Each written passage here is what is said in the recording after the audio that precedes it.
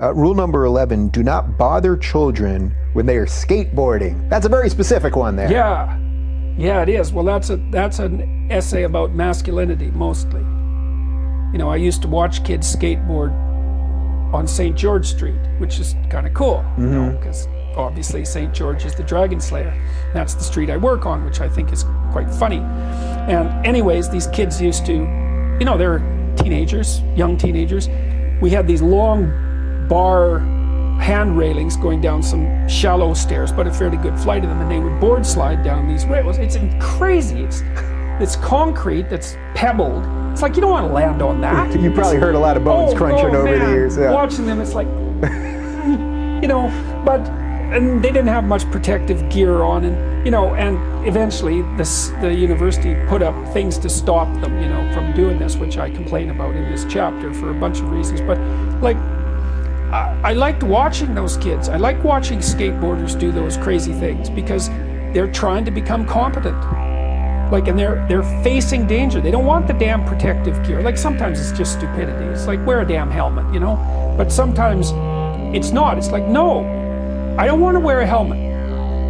I want to expose myself to this danger. It's not that I'm stupid. Maybe it is. You know, I'm just being careless. Right. But maybe it's not. It's like, no, I'm facing the danger. I'm trying to master it. And if you watch kids board slide down like handrails, if you don't think that that's courageous, then you're, and maybe stupid.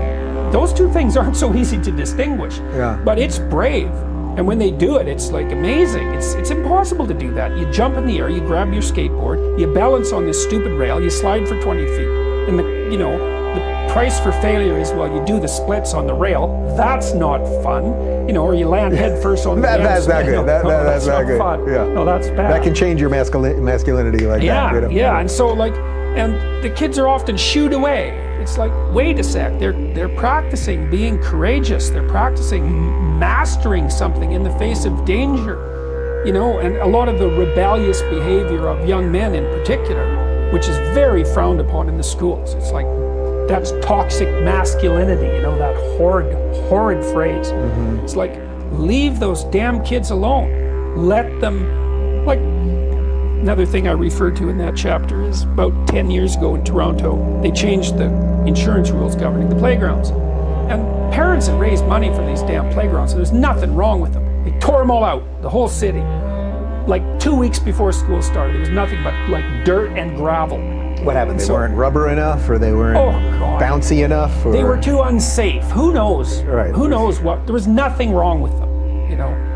Well, then I saw the kids on top of the schools, you know. So, because they needed some danger. Yeah. And we know that kids on playground equipment, they will push to the limit of their ability. That's what you see, what you like when you go see a sport like gymnastics. You know, you think, you go see a gymnast, and like the gymnast does a flawless routine, and like everybody claps like mad, and you know, the judges say 9.9, and then the next person comes up and they're screwed. It's like 9.9. It was basically perfect.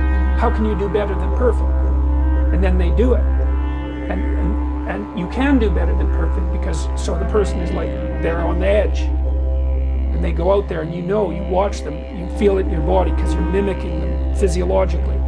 You see that everything they do is that much farther out into chaos than anything they've ever done, right? They're pushing themselves to the absolute limit of their ability. And everyone's like this because you tell with every gesture that they're that close to making a mistake. And so they've taken this courageous step beyond their competence and put everything on the line in that, celebrate in that, and then when they land in a way that's unlike perfect. It's perfect plus, and everybody immediately leaps to their feet, and like they get a chill, right? And it's the same chill, your hair stands on end. It's the same chill that a mouse has when it looks at a wolf. The mouse puffs up, it's awe.